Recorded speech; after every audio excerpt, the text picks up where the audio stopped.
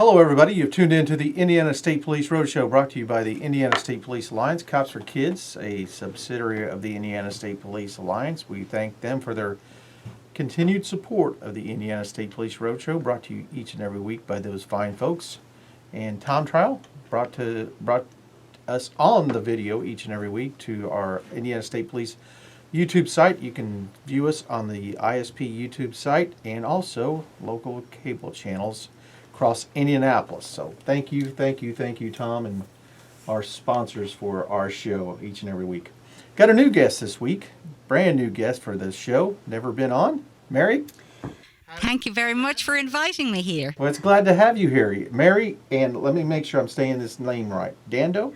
Dando, yes, that's right. Thank you very much for pronouncing it right. Oh, I'm glad to have you here, and let me guess here. I'm just, and I'm a police officer, so I'm good at clues. You're not from Indiana originally. Not from round here. Been here a couple days?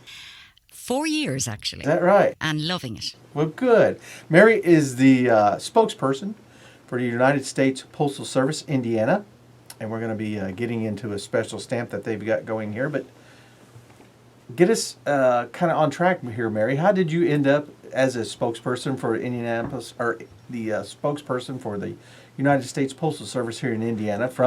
You're originally from Ireland, right? I am from Ireland, but I actually came. I came to America in 1987, so I'm here quite a while, and I came to Alabama. I'm from Dublin. I came to Anniston, Alabama, to work as a reporter with the Anniston Star. So that was quite a change. That was a very big cultural change, but I liked there. And then I moved to Memphis, Tennessee. I got married and moved to Tennessee, and in 2011, I was working for the Postal. I've worked for the Postal Service since 2004, and I started in Memphis we have regions and we call them areas, and I worked for the Southeast area as the writer-editor, and in 2011, the Southeast area was closing, so I was looking around for another job, and lo and behold, this one, just suddenly I found out about that. And I have to say, I really, really love Indianapolis and Indiana. I've been through a lot of Indiana because the Postal Service in rural America, anyway, rural towns, we're opening what we're calling village post offices. And we set them in businesses, and you can buy stamps and you can pick up those, priority mail flat rate boxes. And so we have that. And so I have been in towns in Indiana that my friends here in Indianapolis have never heard of. Well, it's great to have you here. Welcome to Indianapolis, and welcome to Indiana. And so when you came from Ireland, what was the biggest shock? What did you say about Anniston, Alabama that... Well, in Anniston, of course, it's not that small, but in Anniston, they tended to roll the sidewalks up at 6 o'clock. And coming from a city, Dublin is a capital city, a European capital. And I was used to city life, and that was a little bit different. But other than that, the newspaper, I really did like the people too. I did a lot of stories when I went outside. I actually, while I was there, the Southern Christian Leadership Conference had a week-long conference in Anniston, and I got to meet all the luminaries of the civil rights movement at that time, which was a great thrill. And the previous year, and it's really, I'm so proud and so honoured, I happened to meet Rosa Parks in Anniston. Wow. Yes. That's amazing. So it was really, and so that part of it was different, but yes, I kind of, in some ways, I miss city life. I really haven't had it that much. But again, Memphis wasn't as much of a city as Indianapolis is, so I feel very much at home here. Good. Weather different? Oh, I hate the cold. I just hate the cold. The first year I came, we didn't have a bad winter. It was the year of the Super Bowl, and so I said, well, what are they talking about? This is okay. This is okay. This is not winter. And then the next year was like a vengeance. I remember they announced that it was going to be below 15, and I said, I am not going to live through this. But I did. Well, again, it's great to have you here, and we appreciate the work you do for the United States Postal Service, and especially what we're going to talk about here, something special that the United States Postal Service is doing. And it's not really anything new that the Postal Service is doing, I learned, but it's something that we definitely want to get out to the people in Indiana and across the United States. And tell us about what you do. Well, on Monday, the 18th, we issued the Forget Me Not Missing Children stamp, and this, we've actually been doing this for 30 years because the Postal Service, it came out of, I think a lot of people will remember Adam Walsh, John Walsh's son, Right. who was abducted and murdered in Florida. And so at that time there was a movie made, and having seen that, the Postal Service joined with the centre, the National Centre for Missing and Exploited Children, and also with Velasquez Communications, which people will know as the, when you get the coupons in the mail with advertising.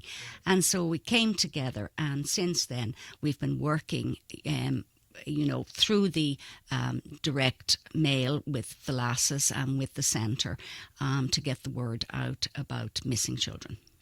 And I know this year you've started out with this stamp, and I've got a book of stamps here that you provided here for me, and it's got the Forget Me Not flower on the outside, and this is going to commemorate and to get the public aware of the missing and exploited children. And I just did a blow up of that, so that's the stamp, what it looks like.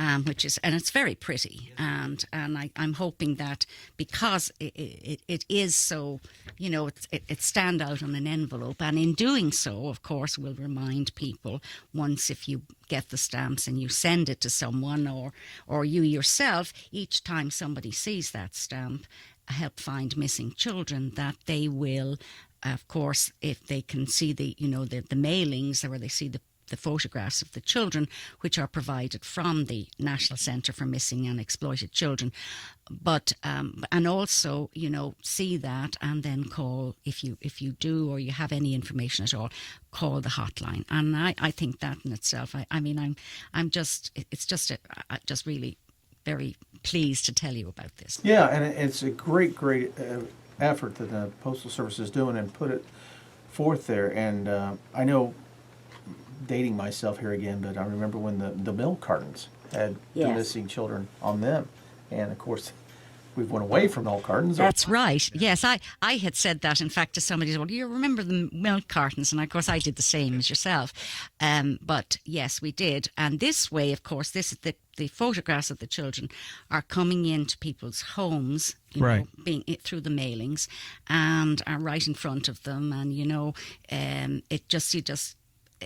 and I know myself, when they come and they're in front of you, you just sort of look at them for a moment, and who knows, you might be that person. So, what kind of results have you seen lately? Well, to date, about 1,900 of the nearly 3,300 children who've been featured on these mailings have been recovered, and that includes at least 158 as a direct result of the program. So it's working. It is working, and so that's why having the stamp and keeping that message in front of people, it is working. The awareness. Are you guys doing anything else to help get the children back to their homes?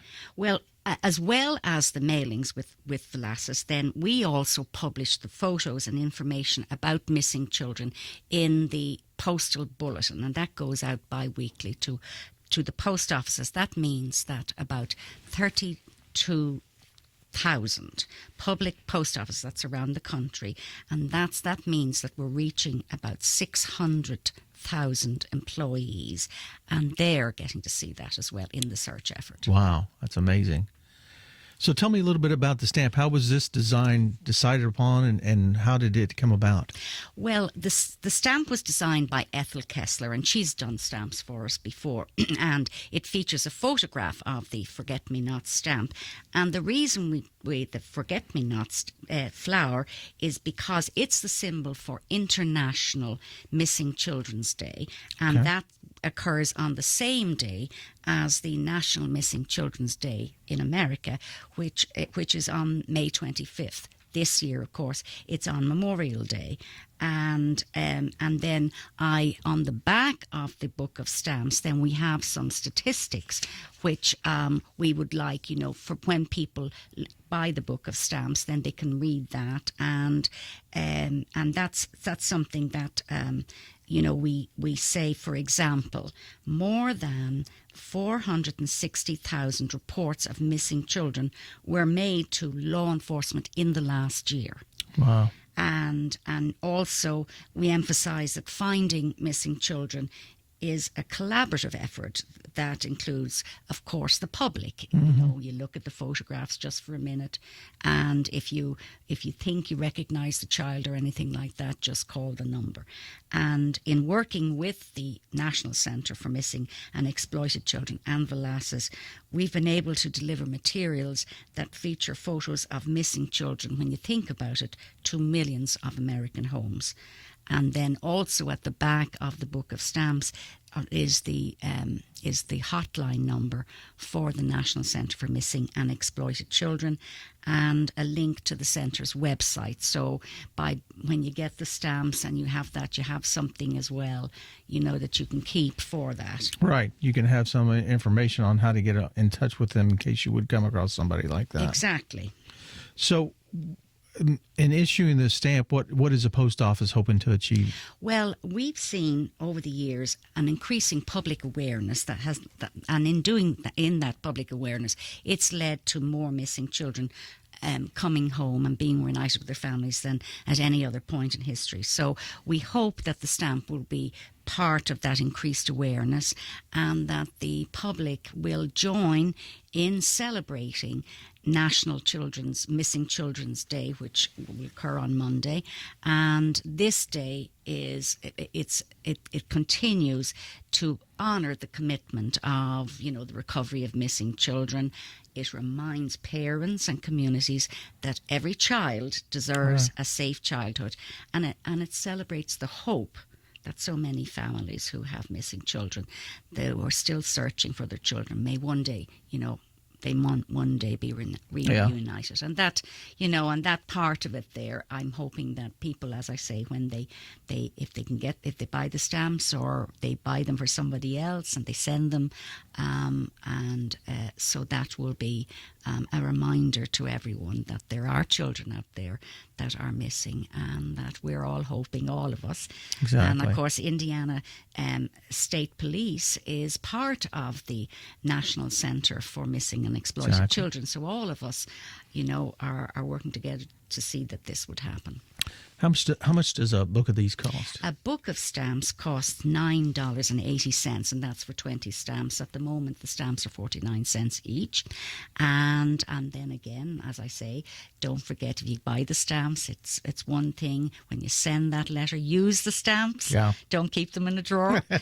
Use the stamps, because you will be able to send that message to those, you send that to someone, and they are once again reminded to check to see if they know of any missing children. And if you could, I think you have the 800 number and the website for the Missing Children's National Hotline. I do. The 800 number, and it's a 24-hour number, is 1-800-THE-LOST, and that number is 1-800-843-5678. And the website is easy to remember. It's missingkids, all one word, .org.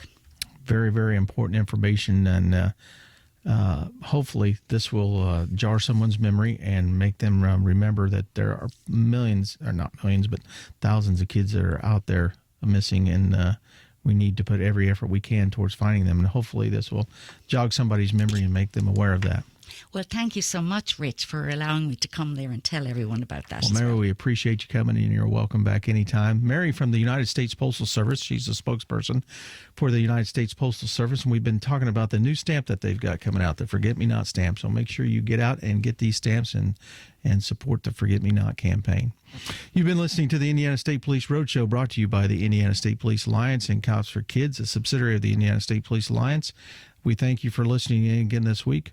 We appreciate you enjoying our show each and every week. Roadshow out.